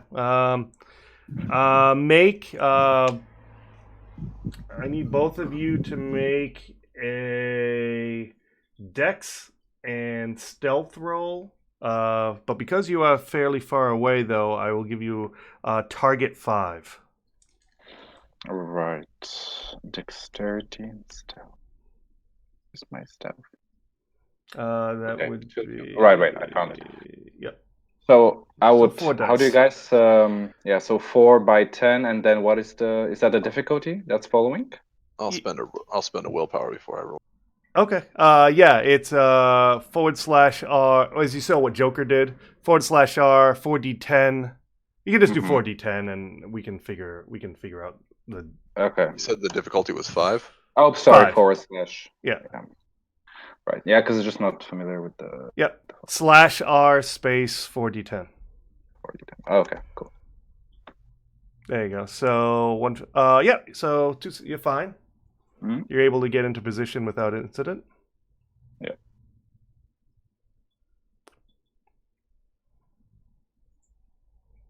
Nice. Yay. Yay. Both of you get into position, and this SUV pulls into the parking area next to the sedan and beat up motorcycle. And you see Rebecca Gray get out of the SUV. And she Get out of starts. drivers. Yes. Drivers. Correct. She is alone. That's her ass. I would say now is our best chance to jump this bitch. I would say so as well. Uh, She's alone outside, so. So, since I've tried to get close enough, get a good look at her, I will try to get behind her before she gets in the building. I will, say her name, say, "Oh, Rebecca," try to get her attention. As soon as she looks at me, I'm dominating. Okay. Okay. Wow. Okay. Okay. So, few. Okay. Let me see here. Oh, so I need you. You do need to get a bit closer. Sure. So that will be another Dex and Stealth target 6. All right. Same roll as before. Yep. I'm spending a willpower. Okay.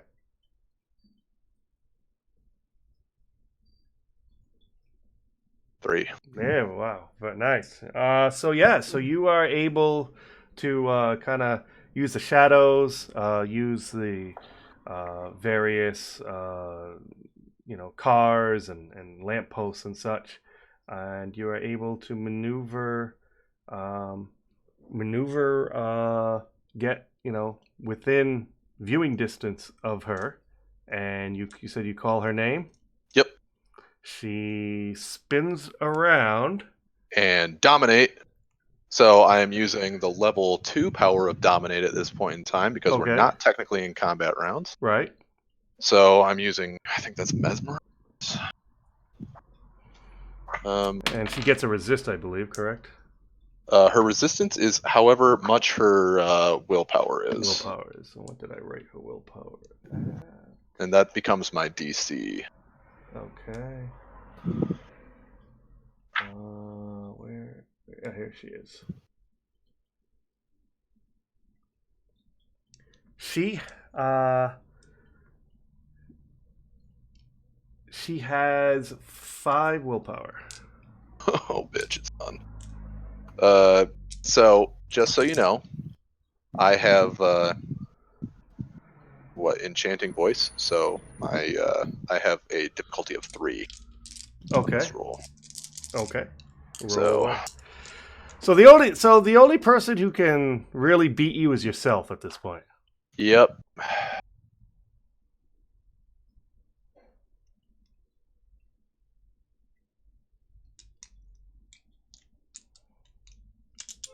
Oh my god! Oh, and I have a specialty, so that's actually because one of those got taken away by the one. Yes. Oh, I had to cross stuff out. That's weird. Stupid sidekick. So that's actually, since I see 2 10s in there, that's actually 9 successes. I mean, there's 3 10s in there, but I'm only counting.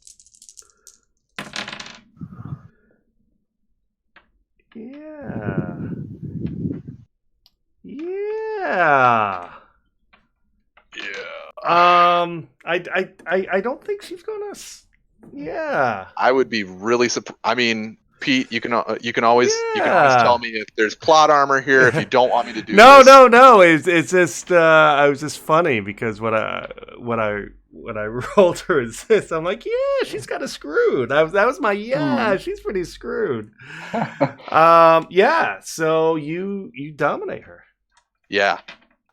So Rebecca, be at ease. All of the people that work for me are all your friends, and I am your boss. In any case, so the way it's going to go from here on is you're going to introduce us to the friends that you have in the building, and you are going to say that we've been working behind the scenes. You won't let on that I'm your leader because this is like Undercover Boss, if you've ever seen that show. I want to make sure that the people that are working for you are as straightforward as possible, and I can only do that by acting as though I am one of your workers also. In any case, from here on out, whenever we're alone, you will refer to me as sir or master, whatever, suits your fancy at the time. And then what I really want to know is, what are you doing with the Sabbat? What are the Sabbat's plans for taking over the city? Are you working with the Nosferatu? Oh my God, there's so much information here. Like, she knows everything. Tell me everything. Just start from the beginning. Like, were you responsible for the prince's induction ceremony getting attacked in the first place? Are you one of the people that was behind that attack? Is the prince dead? I have such a list, Peter. Like, oh my God. Is the Nosferatu primogen? List the primogen that are alive. List the primogen that are dead. Is the Nosferatu primogen working with you? I think. Wait, isn't she overwhelmed by all of this? Yeah. Well, at this point in time, I mean, I've got 9 fucking successes. Yeah. I can, like, she's mine. Like, and Emma is just approaching towards the seat, just to let you guys know, like, because it's so entertaining. Yeah. So, Mr. Jackson and Anna follow suit and catch up with Sydney. So where do you start? What's the first question? Well, after so many, I don't even know where to start. Yeah, after she agrees that, I am her friend and boss, and all the people that work for me are also her friend. Then I say, start from the beginning. How were you first approached to start working with the Sabbat, and what were the circumstances around the attack on the prince and the induction ceremony? She goes, the attack during the ceremony, she goes, that actually took me by surprise. As far as I honestly don't know who did that. But myself and the Sabbat decided that was a perfect opportunity to take advantage of the chaos.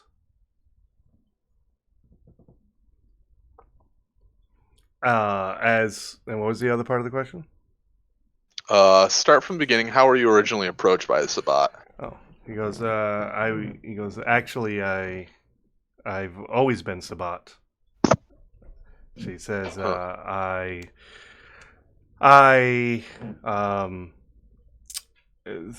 through a long story, basically, I was quote unquote converted to the Camarilla cause, but I've always but I've been a inside mole for the Sabbat. Reporting on the Camarillo's comings and goings. Okay. And when this attack happened, whoever perpetrated it, I decided this was a perfect opportunity for us to launch our coup d'état, if you will. Okay. Is the prince dead? As far as I know. That's what everybody's said. Who would know? She kind of shrugs, she's like, he was not seen after the explosion. He has not. I know no one who has seen him. So him and a handful of primogens were assumed destroyed. Okay. Is the Nosferatu primogen working with you? No, he's actually. Fuck! I got one wrong, man. All right, He I said finally got one wrong. she says, in fact, that's one of the primogens who are missing.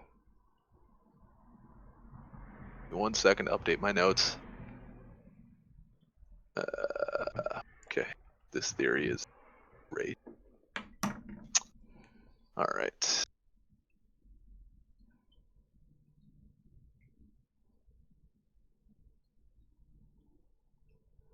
She goes, yeah, and she goes, as far as we know, the gangrel, the Nosferatu, and the Tremere primogens were, as well as the prince, were all destroyed.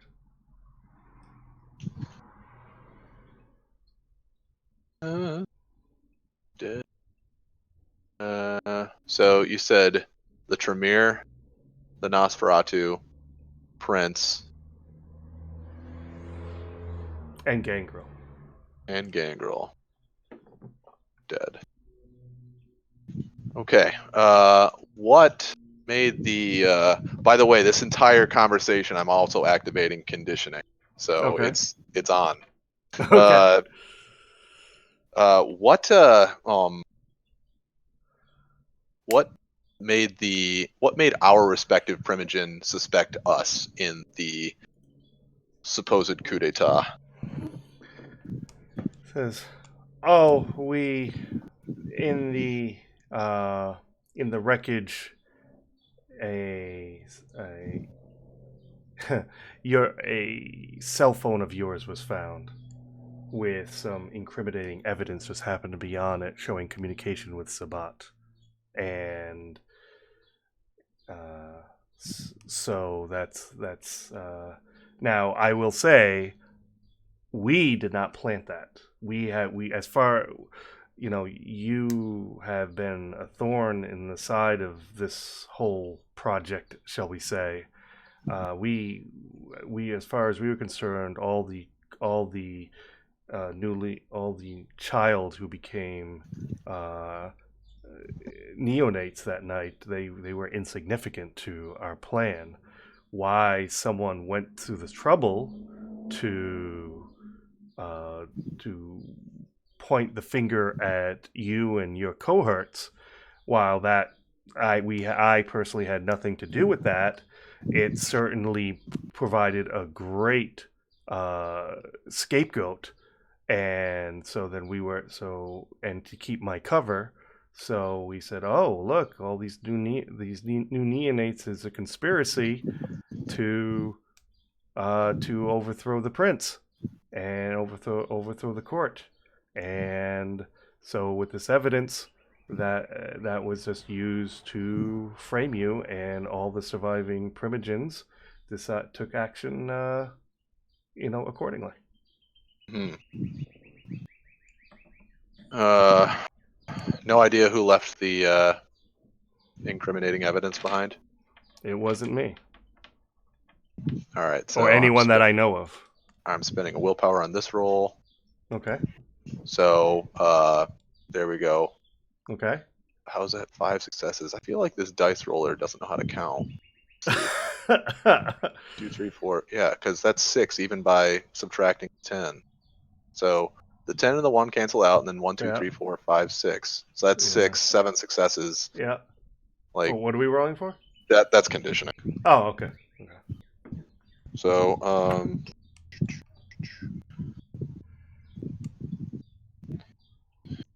yep. So let's see. Possible to apparently. So with just specific.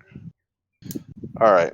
So the way this works is how many? You said she had 5 willpower. Yes.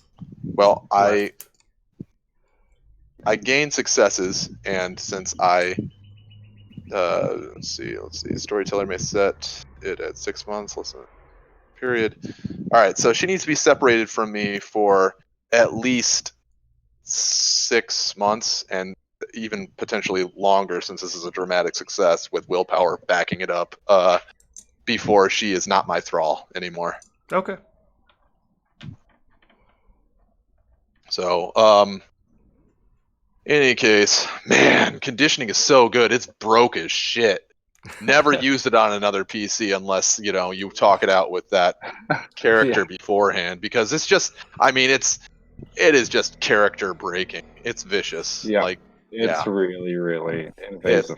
it's rough. You should, and that's my advice to anyone that listens to this. If you are doing this against another player, you got to talk it out with them first before you use it, because you got to make sure that they're having fun too, because it's just irresponsible not to. Yeah. I would NPC is suggest a whole just nother thing. Yeah, but, NPCs, they're whatever, but go I wild. would suggest just in general any dominate or dementation power or even presence using on a PC, just like out of character quickly say, hey, I'm just gonna do that. Are you fine with that? Or like just talk it through a little bit to make sure that you're role playing it in a fun way and not just like what the fuck man, kind of situation. Right. I draw the line at hijinks. Like earlier I convinced first session I convinced Peanut that I had paid him like a few $1,000s when I just gave him a bunch of scraps of paper. That's that's hijinks. That's I'm not fucking his character over for life. Yeah, exactly. Like something that is play, not just like, too much. Yeah. Indeed. So yeah. Anyway, sorry for the caveat, but I always try to warn people about it. You just don't want to ruin other people's fun. Absolutely. But in any case, so I guess tell me your life story. Tell me everything that's happened. Boom. Like, come on, Peter. Information dump. What do we specifically? Well, talk about this plan. Talk about the plan to take over the city. Talk about yes. So as Virgil overheard, she just says that what is happening is a couple dozen shovelheads with some pack leaders are being put in a box in a tractor trailer, and they're being shipped over here to a FedEx facility. That's how they're being delivered to Boston. And she is aware of the the delivery date and time and location. And she provides that to you, and that is in 3 nights. Okay. The 4th night was, when the actual coup was supposed to happen. So they're being delivered a day before, apparently. You realize that the facility, the truck facility that they're being delivered to is near Boston Airport. Is a delivery, a FedEx delivery facility by Logan Airport. Okay. So that's that. Yes, awesome. She was. What's that? This is fucking great, dude. Like, we can, those of us that don't have dead Primogen, like, we can get back in the good graces of the Sabbat. We have counter information at this point in time. And hey, by the way, do you have any actual hard evidence of any of this happening? Do you have text messages between you and the Sabbat? She hands you her phone. Fucking sweet. Fiction. This is, oh my god. Like, come on. Proof. Oh, we're gonna get our money back. We're not gonna be poor. Oh my god, I can go to Seville Row and buy some fucking new suits. This is, oh my god, I don't have to live in my fucking car anymore with these dirt people. Oh. Excuse me, dirt people. You haven't been living in the car yet. I'm not planning to. Yeah, For- I'm not planning on you either, because guess what? There ain't no room in the inn. I've So- never seen a character so excited about. He's Oh my god, that's so exciting! All right, let's have this meeting. So when your people in there ask about us, you can just say that we're working with you. We're helping make sure that this transition happens as smoothly as possible. she nods. Excellent. By the way, where's your haven? Is it here in your phone? No, but she gives you a address Okay, just of whisper it in my ear. Just whisper it in my ear. Okay, she does, and it's a condo. It's a condo in a residential area of Cambridge. Great. You and me are going there after this. Also, is that your car? Like your car? Yes. Okay, great. Boys, that's your car. I love this. Yeah. Like, not mine, yours. Please stop sleeping in my car.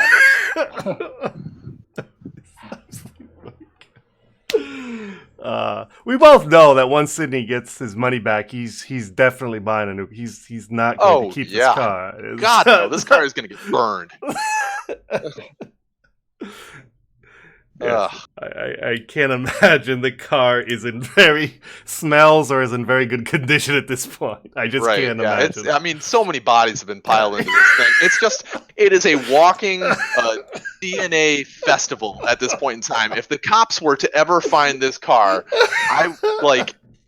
poor Dean Arnold would get linked to the murder of God knows how many individuals. More than we can count. Poor guy. And you know what? He would just rot away in prison because I can always find a new driver. Yeah. I don't know the car. He owns the car. Poor Dean. I don't have to worry about him stealing it because he's my thrall. Yep. Yeah. Not worried about it. My goodness, that is too funny. Anyway, I am done for now. You guys can do whatever you want, but as current person speaking, I would say that we should call it before we go into this meeting, because I just feel like the other guys are losing so much information at this point in time, and multiple heads are better than one. Yeah, I was gonna suggest I also kind of need to go soon as well. So... Oh, absolutely. Yeah, we can definitely end it here right before we walk into the meeting. Mm-hmm. So, and also it's a huge information point, so it's good that everyone. Yeah. So there we have it. Virgil is a bird in the I love meeting. Virgil. I love just like, I'm gonna turn into a bird and go inside. I'm just like, I like that.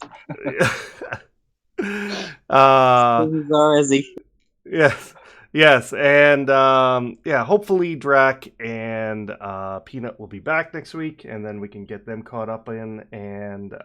But we had some revelations, some very interesting revelations. So many revelations. But while some answers got, some new questions were formed now.